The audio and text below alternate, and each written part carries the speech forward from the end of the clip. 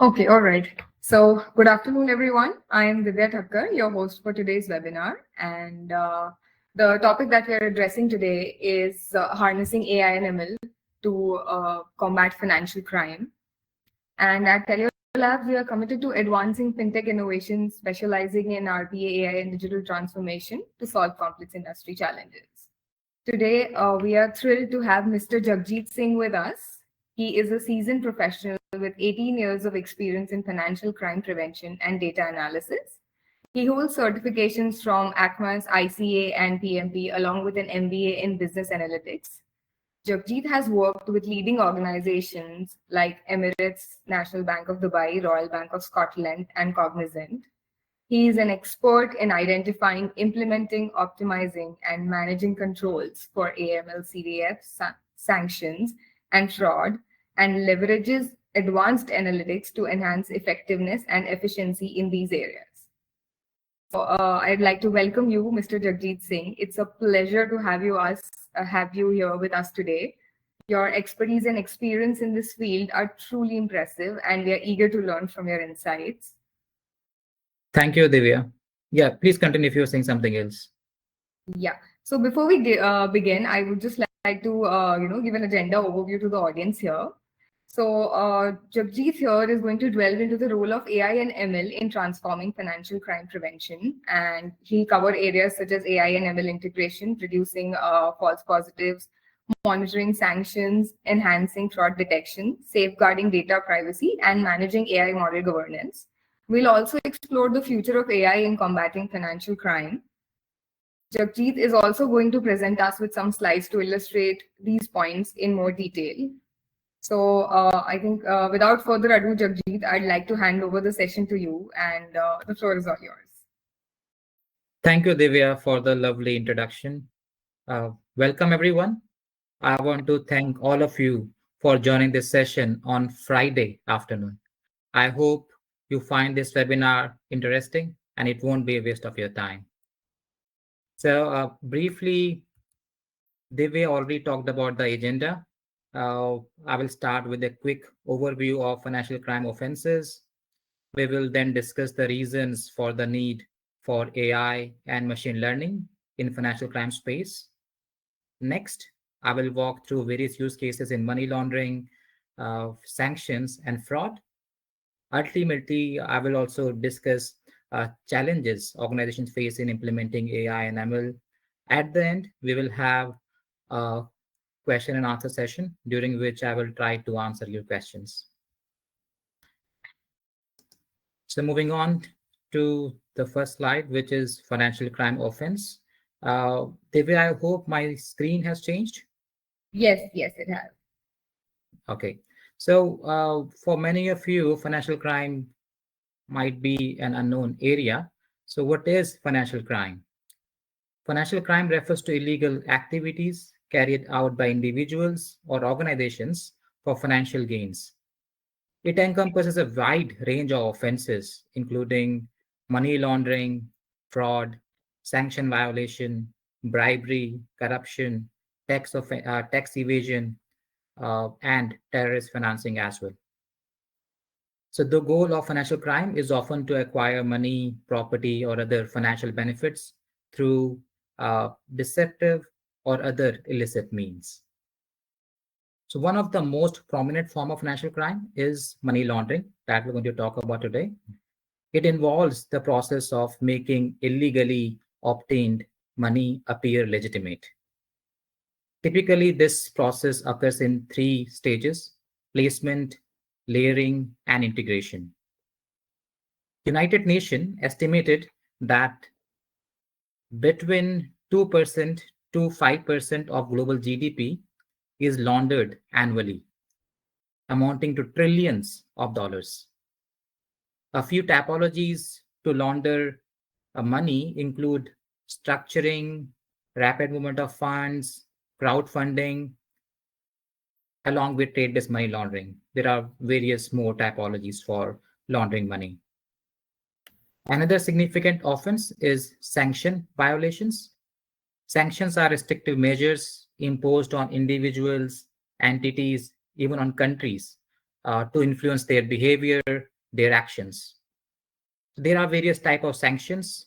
Geographic sanctions generally target entire countries. You might be aware of sanctions on North Korea, Crimea, Cuba, Sudan, and a few more other countries.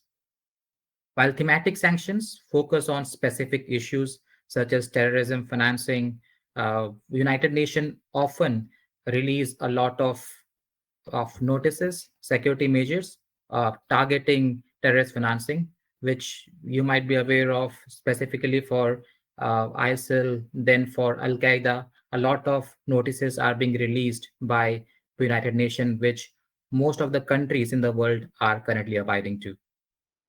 Now, due to Russia-Ukraine war as well, US has enforced a lot of primary and secondary sanctions that a lot of countries dealing in US dollars are abiding to. Lastly, fraud. Fraud is a major financial crime involving dishonest actions to obtain benefits or cause losses through deception or manipulation. In 2023, KPMG reported that fraud-related losses exceeded 10 billion in that year. That represents a 14% increase year to year. Different types of fraud are account takeover fraud, identity theft fraud, cyber and online fraud that include phishing and other kind of scams, investment fraud, and many more. I will move on to the next slide. So why artificial intelligence and money laundering required for financial crime? So this slide highlighting 6 major reasons why AI and machine learning required. There are plenty of other reasons as well, but I am just talking about these 6. First one is ineffective traditional controls. As many of you must be aware, money laundering, fraud, sanctions are happening for a quite long time, for the past 40, 50 years. But for a long time, organizations were relying on rule-based system, which were quite inadequate in detecting financial crime. Current rule-based controls are designed to identify traditional methods of money laundering and fraud, but they struggle to adapt to emerging and sophisticated threats. AI and ML can address that concern. The second major reason is high rate of false positives. For many of you, false positives might be a new term.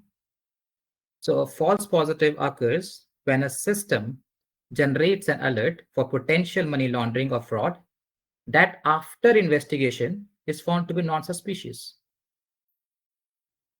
According to PwC, 90 to 95% of alerts generated by financial crime systems are false positives.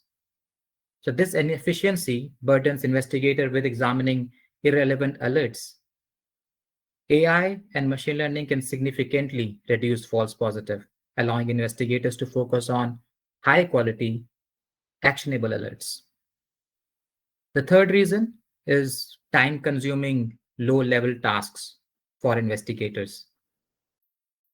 So when I'm talking about investigators, I'm referring to operational team that is looking into all alerts coming from financial crime systems and then disposing those alerts.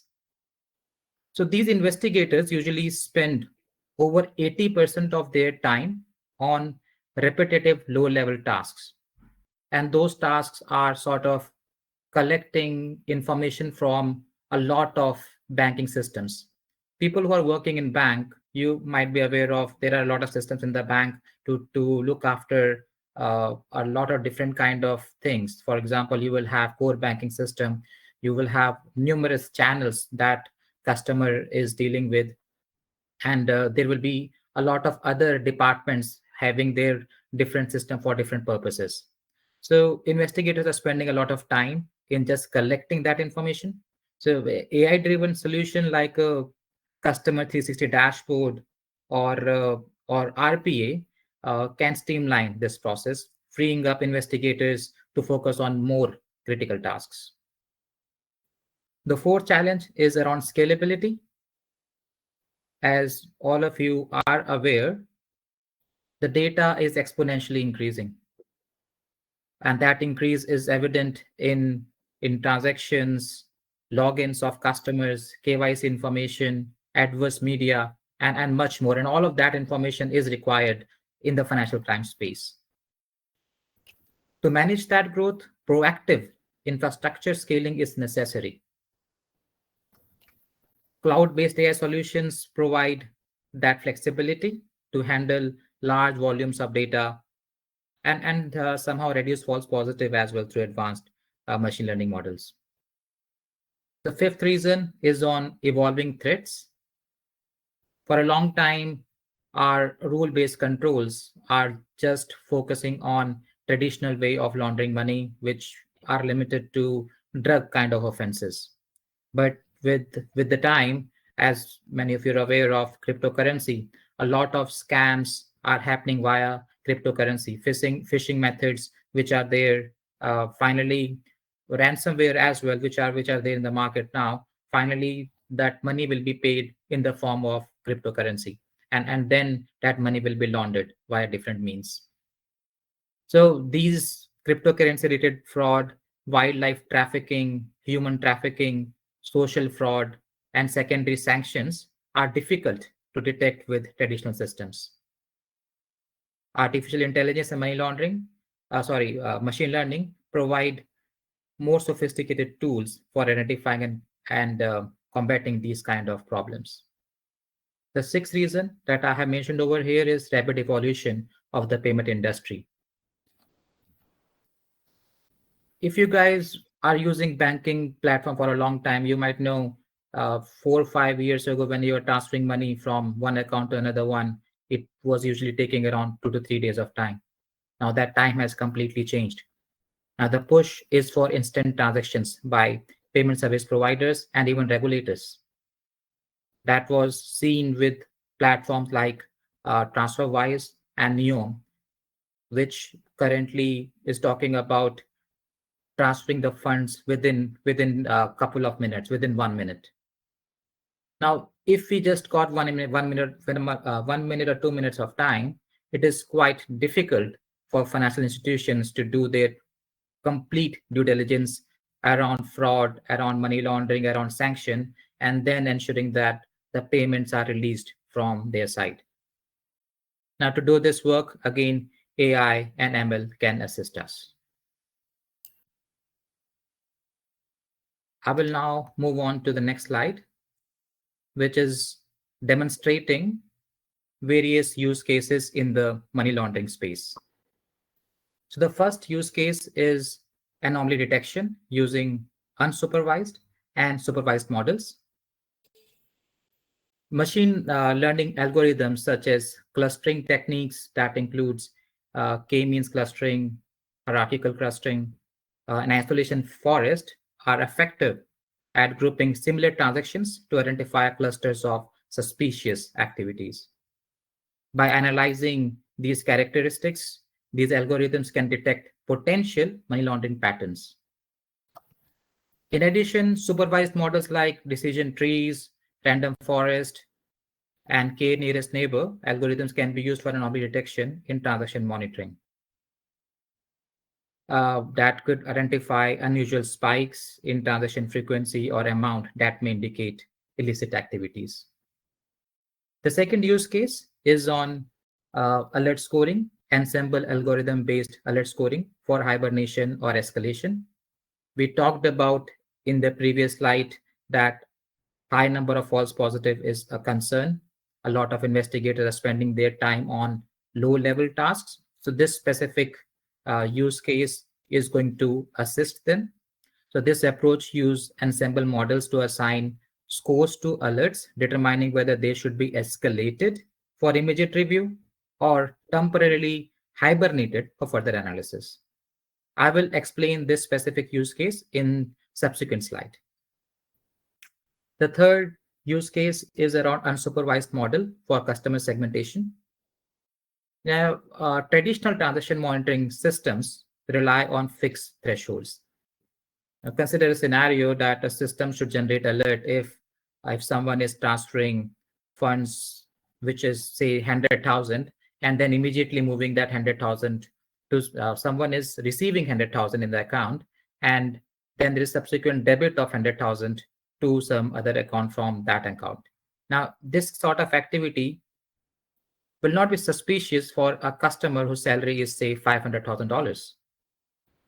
But it could be suspicious for a customer whose salary is just $5,000.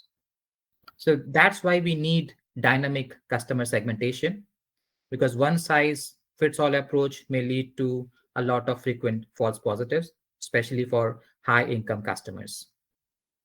So unsupervised models enable dynamic customer segmentation, creating distinct group based on behavior patterns. And then we can apply a risk-based threshold that will at the end reduce false positive and will also improve the quality of remaining alerts. The fourth use case is network analytics for detecting money mules and syndicates. Network analytics leverages graph-based algorithms to map and analyze transactional relationships, which is primarily to uncover hidden money mule operations and syndicates involved in money laundering. This technique visualizes complex network of transactions, identify unusual connection and suspicious patterns. There is another slide where I will talk about network analysis in more detail. The fifth use case is around time series alert forecasting for better resource management. With the increase in the data, every year we are seeing 40 to 50% increase in transactions.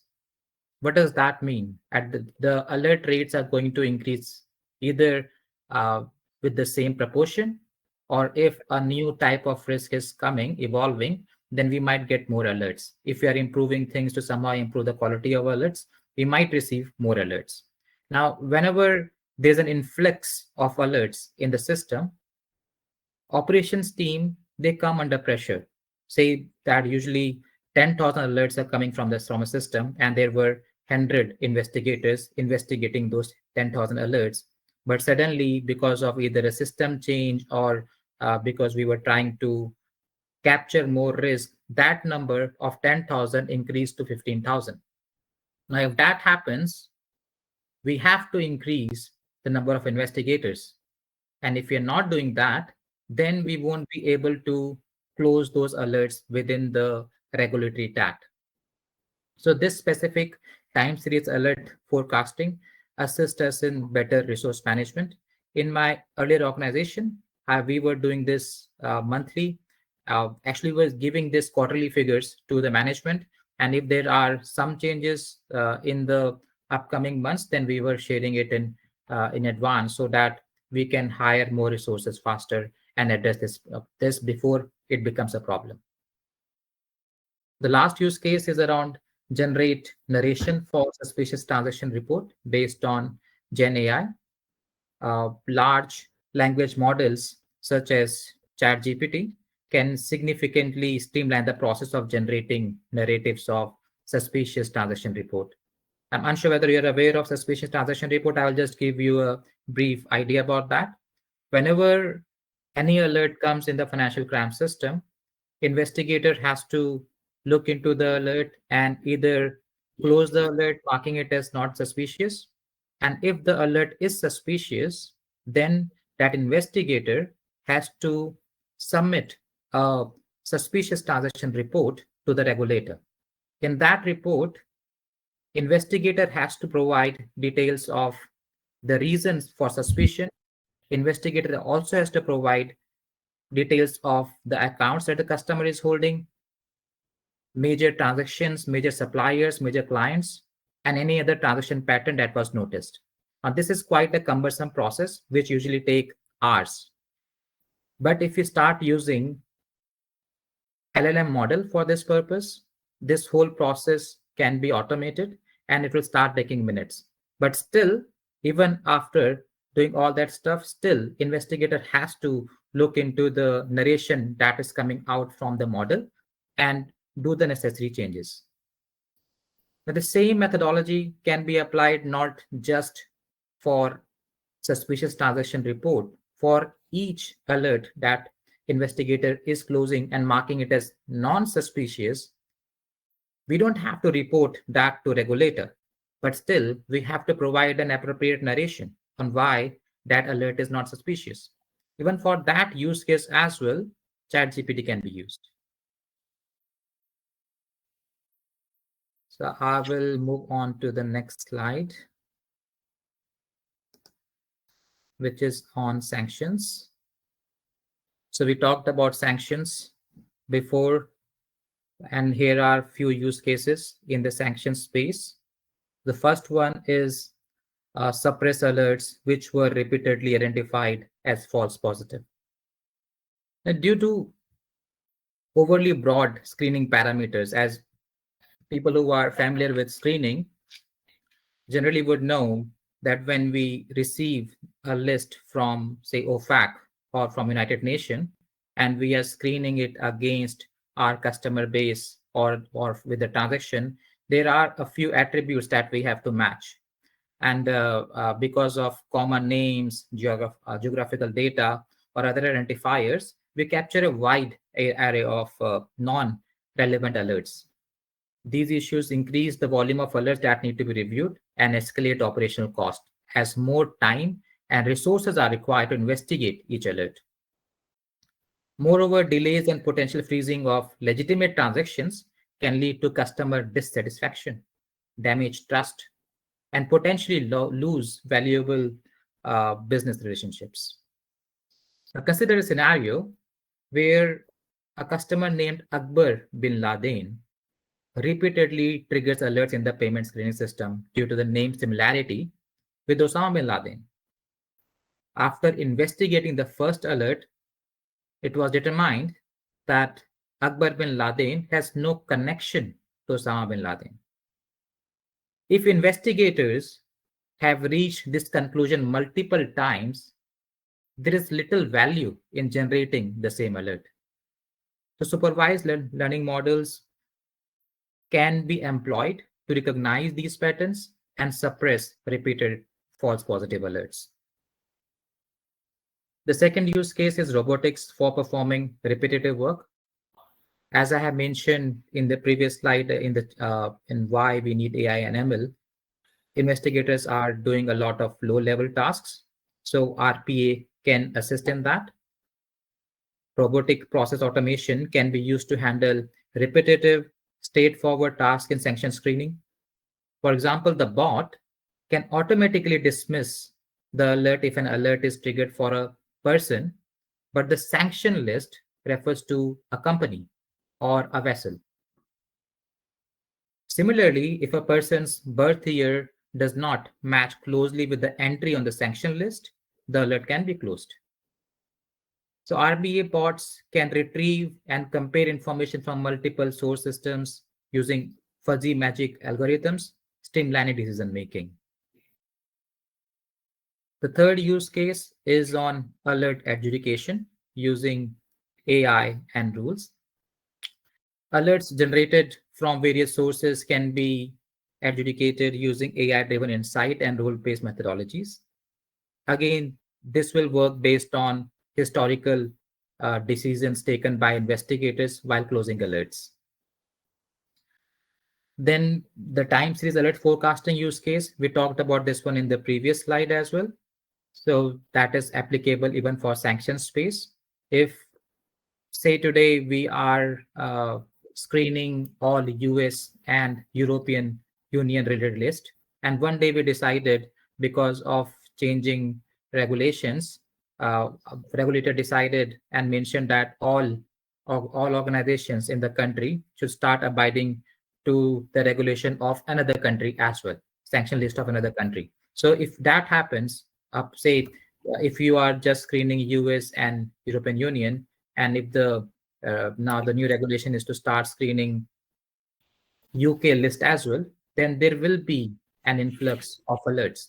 So that's why time series alert forecasting will look after any changes which are coming in the system, either because of regulation or because if someone is trying to improve the efficiency of the system. For that as well, there will be changes, and this this specific use case is really helpful for us. The next use case is network analytics to identify any sanction or PEP parties. So network analytics can be leveraged to map the connections of sanctioned individuals, revealing hidden networks that traditional payment screening system may miss.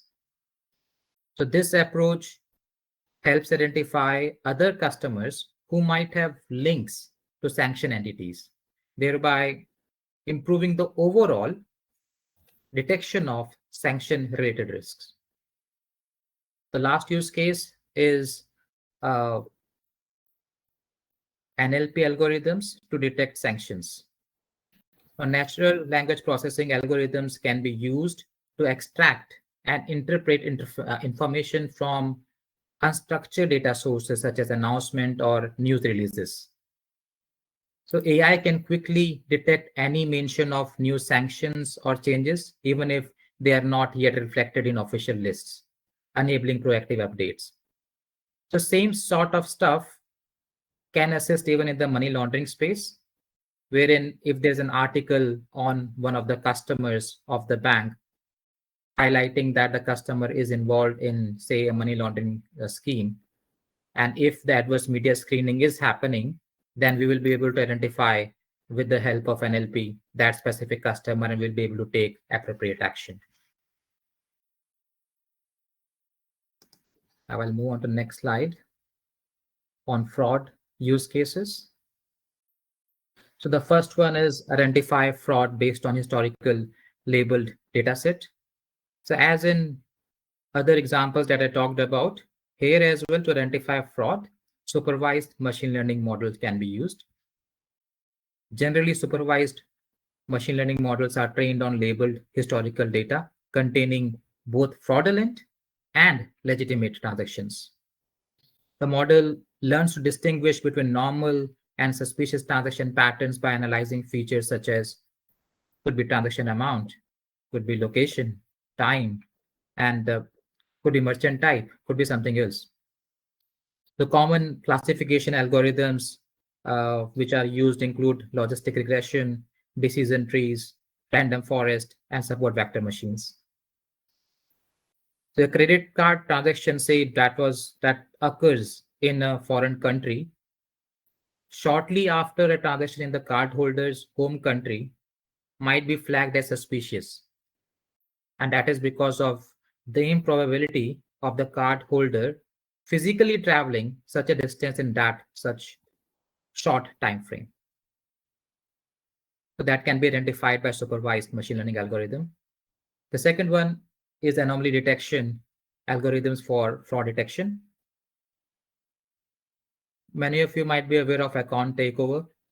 The account takeover is a type of identity theft fraud that occurs when a fraudster gains access to an individual or company's computer accounts, email accounts, or other personal information.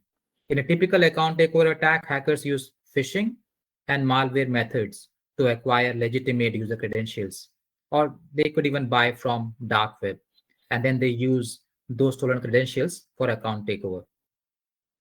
So anomaly detection models identify behavior and transactions that deviate from a particular customer's natural pattern, normal pattern. The techniques such as k-means, hierarchical clustering, group similar transactions together, and transactions that fall outside typical clusters can be flagged for further investigations. So if a user typically spends money in a specific range and suddenly start making a large uncharacteristic purchase, an anomaly detection model could flag that transaction as potentially fraudulent. Third use case is for network analytics that is common across money laundering, sanctions, and fraud as well. So in this fraud case, we can use network analytics for money mules, fraud rings, synthetic identities, and even for investigations. So graph algorithms can assist in identifying money mules and the other things that I talked about. A graph is generally a data structure that consists of nodes connected together by different edges. I will explain that in a bit more detail in the upcoming slide. Fourth use case is on face similarity algorithm that can be used for identity fraud. So generally, face similarity algorithms like eigenfaces, Fisher faces, or deepface can verify the identity of individual by comparing their facial features with those stored in the database. For example, during account creation, the system can compare a live image of the user with a photo on their ID. And if there is a significant discrepancy, it may indicate fraudulent activity. Similarly, if a user, that's the example of sort of synthetic identity fraud, a user attempting to create multiple accounts with slightly altered personal information, but using the same facial features, same photo, can be flagged by the system. So this prevents fraudsters from creating multiple fake accounts using stolen identity. And then we got the use case of the last use case, which is generate narration for suspicious transaction report based on Gen AI. We talked about it in the previous slide as well. The same is applicable for fraud area as well. I will now move on to the next slide.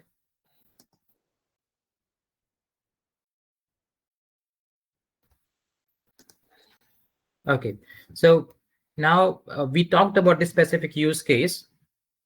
As we are having a lot of false positive, more than 95% of alerts coming from traditional systems are false positives. So we need some mechanism to address that specific issue. So with 95%, more than 95% of alerts generated by system being false positive, there was a critical need for an effective mechanism to differentiate between high quality versus low quality alerts. So the goal was to reduce investigator workload by hibernating approximately 40% of low quality alerts and while fast tracking 20% of high quality alerts directly to level 2, enabling quicker review and filing of STRs. Now, in this specific case, we started with the data gathering and exploratory data analysis, where we collected 3 years of data, and that data included alerts, transactions, KYC, demographic information, watch list information, which is more related to compliance, and the device information, like from where the customer is logging in and doing transactions. So in the first stage, of course, data gathering stage, we did univariate analysis as well, because a lot of features, lot of fields that we have collected from various data sources are not of good quality. Specifically, KYC field. I remember in KYC, we had more than 350 fields which were available. We wanted to use many of them, but couldn't because the data quality was not great. So we removed those fields in the first stage itself. In the second stage, once we got all those data, we started doing feature engineering. We created more than 2,000 features from that data. We have created a lot of transactional features as well, because the data which was coming from the source was just on the transaction. But here we have started creating a different kind of features which were more related to money laundering kind of stuff. For example, we have created features wherein we were checking the cash transactions for a customer versus overall transactions. We have created features similarly for wire transfers. If someone is logging from a high-risk country, if someone is transferring funds to high-risk country. So like that, we have created more than 2,000 features. And as you know, many models are sensitive to the data. That's why we have applied scaling and other transformation applied on the data. Now, once we have done that, one of the major challenges in the financial crime space while using any machine learning model is imbalanced data set. As you know, legitimate transactions generally far outweigh the suspicious ones. And that's why we have to address that challenge. To address it, we have done oversampling of data. As part of oversampling, we have increased the fraudulent transactions in the model by 3 times. After we have done that, we have removed features which were highly correlated. We have done that based on multicollinearity. And after doing all that stuff, overall, we have taken 300 features, which we have taken for the machine learning model. Now, in the machine learning model, when we started using the machine learning model, we have taken the target variable as alerts, which were converted into STR. So I was talking about earlier suspicious transaction report. Similarly, suspicious activity report is also there, which is marked as SAR. So we have taken that as the target variable. And then we have we played with multiple machine learning algorithms. I have just showcased over here decision tree, random forest, and light JVM. And then we have taken the best model based on the maximum ROC-AUC score. And once we got our best model, then we have selected the decision threshold, because if you remember, the objective was to somehow identify high quality alerts versus low quality alerts. And that's why that decision threshold was required. And that decision was taken based on the best recall and precision. And the prediction probability for each record calculated, which is actually the alert score, because at the end we needed the alert score, and then that decision threshold will just say whether it's a good alert or bad alert.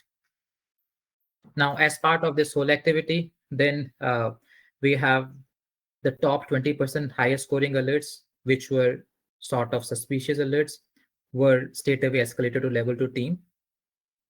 And these 20% alerts actually were somehow covering 90% of STRs which were generated. So, but still we got 10% of STRs, and that's why we cannot straight away hibernate all remaining alerts. And that's why we have hibernated bottom 40% lowest scoring alerts, which will be closed subsequently. They won't be closed straight away. Investigators can spend their time in working on the high quality alerts along with medium quality alerts. And if there is no suspicion found, or like could be another alert on the customer, or could be some other trigger because of which the bottom 40% alert customer could become of higher priority. If that doesn't happen, then the alert will be marked as closed. Now, for each alert, because another benefit of using this model was investigation. When investigators are investigating even high quality alerts, we are providing them this line chart, which will assisting them in identifying straight away why this specific alert is of good quality. They can focus on those specific risky parameter while doing their investigation, and they can include that even in the alert closure comments, even in the suspicious transaction report that they file. I will move on to the next slide. So we talked about network analytics, network analysis in a lot of other slides as well. So this is an example of Tiger Graph. So Tiger Graph is a powerful graph database and analytics platform designed for managing and analyzing large-scale complex graph data. By analyzing transaction networks and relationship, Tiger Graph can help detect fraudulent activities by identifying unusual patterns and connections. So I have shown here three different metrics that we can get from the network analysis, generally this Tiger Graph database. So the first one is closeness, shortest path. So if you those blue icons that you're seeing over there, those are for fraudulent sort of customers. We know that those are fraudulent customers, and somehow we want to identify if there are more fraudulent customers which we would like to identify based on this network analysis.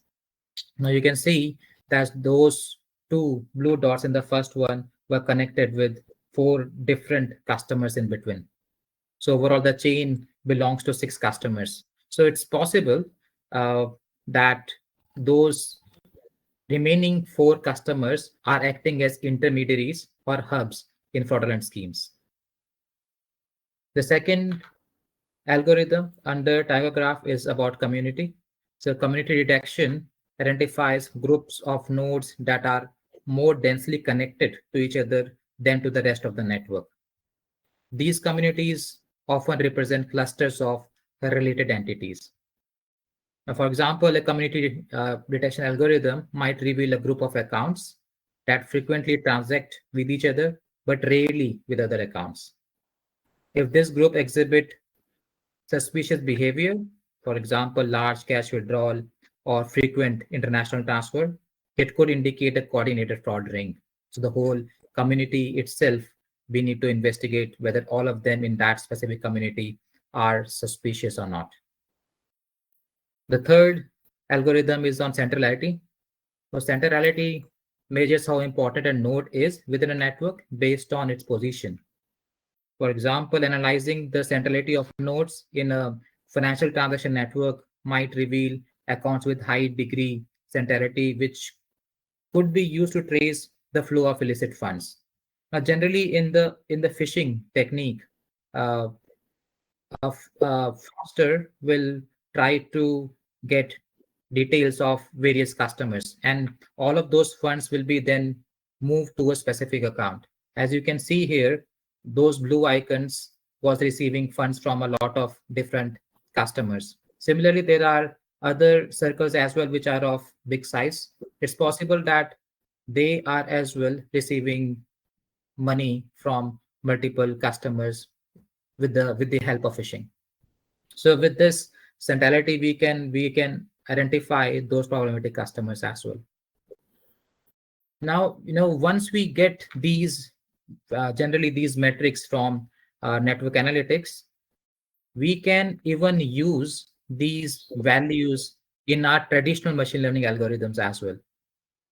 Because right now, when we talked about random forest or normal decision tree, we cannot use these values stated over there. We have to use this network analytics first and then use these values in the normal traditional machine learning model. That will improve the recall and precision rate dramatically. Now, 40 tier US one banks you are using Tigergraph for fraud detection, and one bank reported 20% increase in synthetic identity fraud. So this was my last slide, Divya. Great. Thank you so much, Jagjit, for your insightful presentation on the critical role of AI and ML in combating financial crime.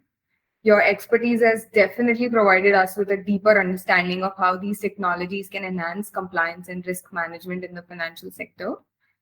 Though through your presentation, it has become quite clear that AI and ML are not only essential tools for detecting financial crimes, but it is also necessary for freeing human minds to focus on more complex and strategic tasks. By automating repetitive, time-consuming, and non-essential tasks, these technologies enable professionals to concentrate on higher value activities that require creativity, critical thinking, and problem-solving skills. So I guess addressing the point that yes, AI and ML can actually benefit, here in a lot of ways. But, arising from the presentation, I have a few questions and I'll take a bit of your time for that. So starting with first question that comes to my mind is that AI and ML are really powerful, of course, but they can feel like a bit of a black box because you never know what's going to turn out of them. So how do we make sure that when we investigate these technologies, we still keep things transparent and easy to explain to the rest of the team?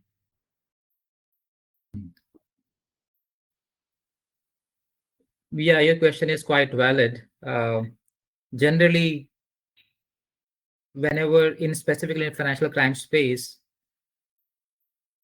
interpretability and explainability are major challenges in implementing AI and machine learning for financial crime detections.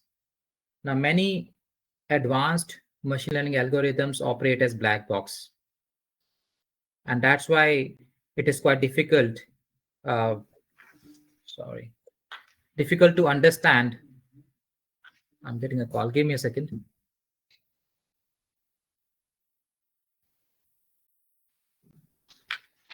Yep.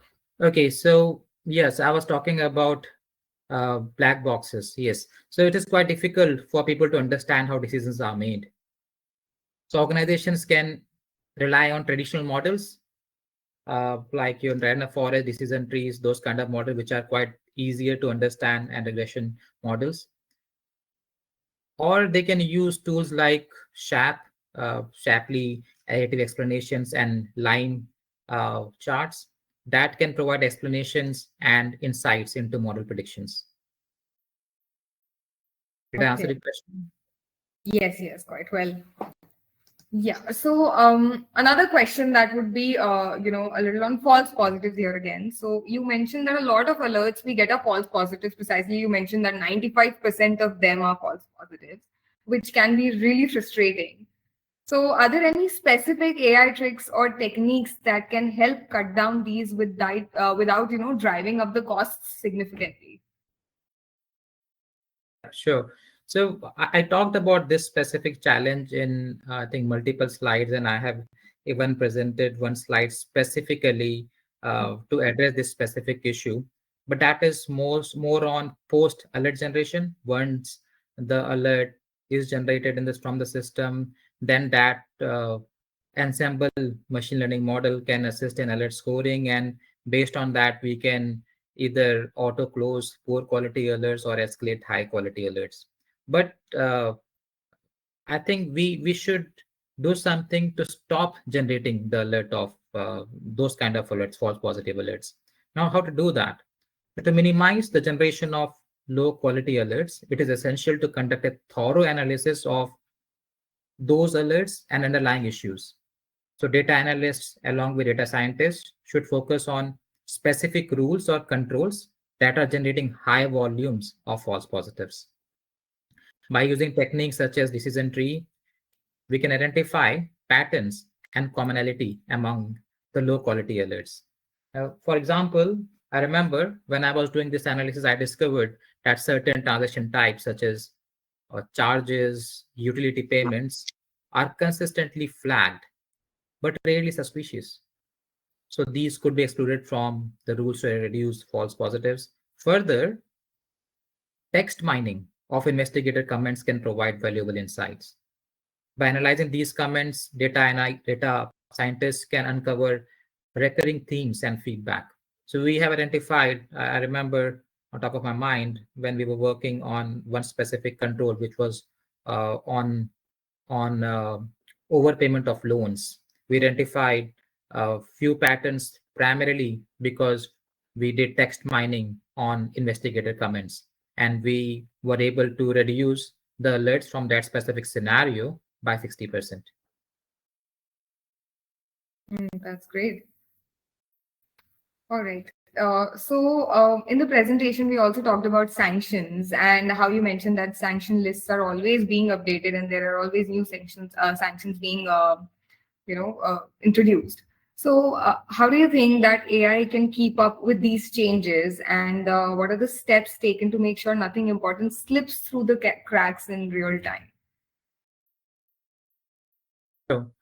So to start with, AI can assist in automated data ingestion, real-time integration, and centralized data management. So AI systems can automatically pull updates from various sanction lists that could be OFAC, UN, European Union, as soon as they are published.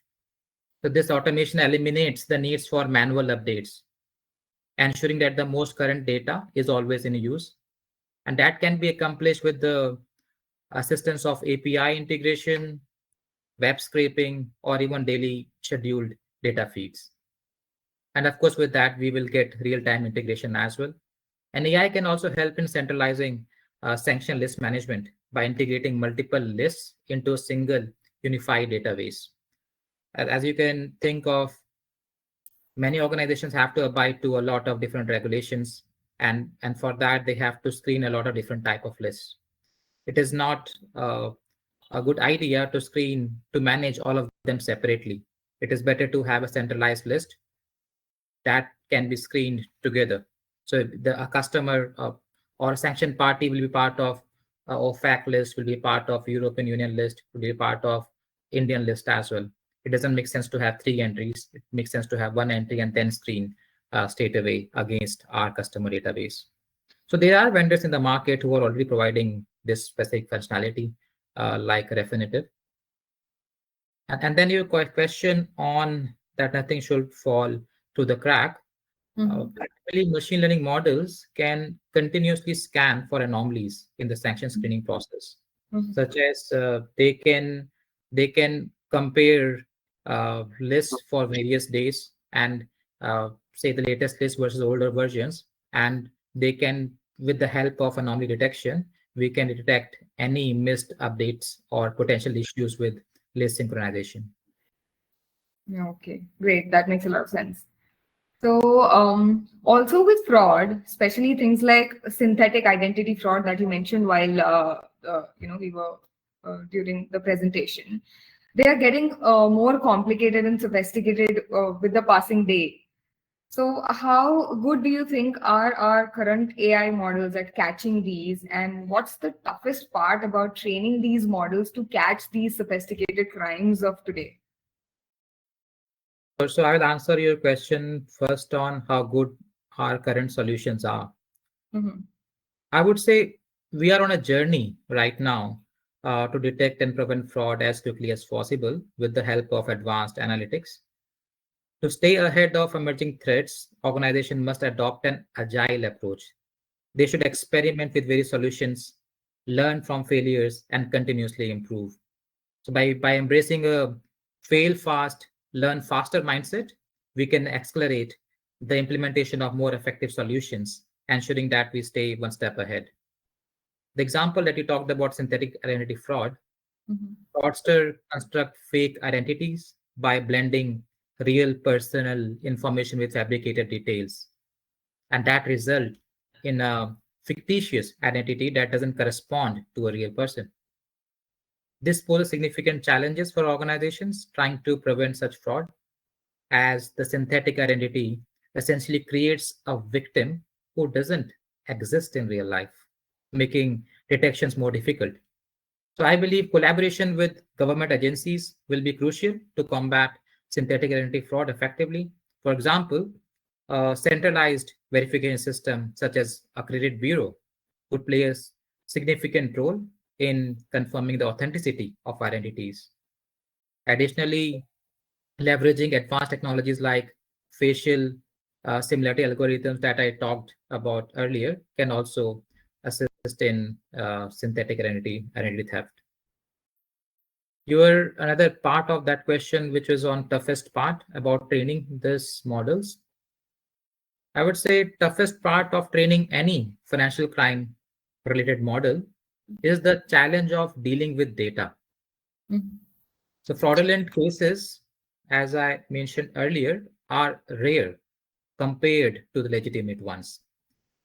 That makes it quite difficult to build models that accurately detect fraud. So this data set imbalance can lead to either overly cautious models, resulting in too many false positives, or non-sensitive model missing actual fraud. So I talked about a technique which was oversampling before, that can be used, or undersampling also that can be used to can be employed to balance the data set. Okay, all right. So I see a question here from our audiences that says data privacy is a big deal, especially when AI is involved in processing sensitive information. What are some of the best ways that we can protect this data while still using AI effectively? Sure. So data privacy is definitely a big deal.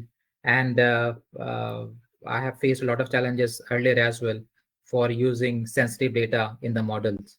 Now, the first thing that people should do is follow the principle of data minimization. They should only collect and store and use the information which is actually required for the AI tasks. If it is, if we can live without them, then we should live without them. So we should follow that data minimization first. And then, of course, data anonymization and masking, where in which we can mask the data so that we can still use the information in the model, but won't be leaked as such because it's already masked. I think the third area is about federated learning, which I would say is a big deal in the financial crime space. So federated learning allows AI models to be trained across multiple decentralized devices or servers without the data ever leaving the source location. This way, sensitive data remains local and only the model updates are shared with the central server for aggregation. This reduces the risk of data breaches during the AI training process. Now, consider financial institutions often deal with imbalanced data sets where, as I mentioned earlier, legitimate transactions vastly outnumber suspicious ones. Federated learning offers a powerful solution. Say, one specific bank might got 3,000 fraudulent cases. But what if there's a model which is built on all fraudulent cases of a country? That 3,000 number will increase to millions. And if that happens, the machine learning model will be accurate, will be able to identify the fraud effectively. And at the same time, the data will be private because the data is not being released outside. All of the models will be trained locally. Only model updates will be shared with other partners. All right, all right. So I think Anuradha was one who asked this question. Anuradha, I hope that you have a very clear answer because Jagjit has been very thoroughly explaining all the answers, and I'm sure you're pretty satisfied with the answer. So moving on to the next question, Jagjit, I would really want to know that, as to what you've explained, I would want to know that how do you see AI's role changing in the fight against, in the fight against financial crime over the next few years? What is the future of this whole scenario, especially when it comes to money laundering and fraud? So currently, most organizations still rely on traditional rules-based system to address money laundering and fraud. While many have begun incorporating AI and machine learning models to reduce false positive, they are still not using it to identify, to somehow detect money laundering and fraud by using these advanced techniques. They are still generating a lot of alerts by using traditional methods. And on top of that, they are using machine learning models to somehow score alerts and then either hibernate or escalate. But advanced techniques in AI, such as anomaly detection and natural language processing, along with network analytics, offers capabilities that traditional rule-based systems cannot match. So these methods enable more nuanced and accurate detection of suspicious activities. I believe in the next 2 to 3 years, the majority of organizations will adopt AI and machine learning as the primary tool for combating financial crime, significantly enhancing their ability to detect and prevent fraud and money laundering. So AI and ML does have quite a prevalent future here, I guess. Definitely, definitely. I'm seeing that in most of the organizations. The problem is we are usually following tick the box exercise. Many of the organizations are still doing that. They have to ensure that they are abiding by the regulation. That's why they are a bit scared when they start adopting new technology that cannot be explained thoroughly. And I was in that situation last year when I was explaining a complex machine learning model to our regulator. Thankfully, we got appropriate documentation in place. And because of that, we were able to answer all of their questions satisfactorily. Okay, great, great. So I see yet another question here from Mr. Jagjit Singh, and he says that who are some of the emerging players in this space lately, like the organizations you were just mentioning that are catering or working in this space. So are there any names that you have who are actually playing good here? Yeah, so a lot of new fintechs are there in the market now. Symphony AI is one, that's providing a sort of a comprehensive solution for money laundering, fraud, sanctions, everything in one. and that is also providing machine learning models as well. So traditional plus the advanced way of doing things is there in that. Apart from that, there are other vendors including Napier AI, Silent 8, and LexisNexis. So these are new fintechs which are there in the market. But apart from that, of course, the traditional players which are there in the market, they are also started adopting these new advanced technologies as well. So like Mentas, Oracle Mentas, and Pfizer as well. They are coming. They are slowly in SaaS as well. They are slowly adopting all these advanced techniques as well. So I think, yeah, with the introduction of AI and ML in the fintech sector, I think all the major players are running towards it, and we'll soon see, what happens next in this scenario. It's every day is an exciting news for this sector. Indeed, definitely. So I would want, if any of the audiences have any other questions, to put them on the chat here quickly so that we can address them. Right. Okay. I think your session was way more informative, Jagjit, and everybody is I'm sure everyone who joined is very happy with all the information that you've given. And I would really like to thank you for all the questions that you've answered and for the fantastic presentation. And I would also like to thank everyone who participated today. Your engagement is what makes these sessions so valuable. And we hope you found today's webinar informative, and we look forward to seeing you at our future events. And Jagjit, thank you so much again. It was really great to have you here. And I'm sure you also had fun sharing all the insights that you have with all the audiences here. Thank you, Divya, and thank you, the team and the whole audience. I understand it's a Friday. It's already 5 p.m. now. You guys must have a lot of things to do now, a lot of things planned. So thank you for attending this session. I hope you guys found this interesting and you guys have learned something new. Definitely. Thank you. Thank you so much, Jagjit, once again. Okay. Yeah.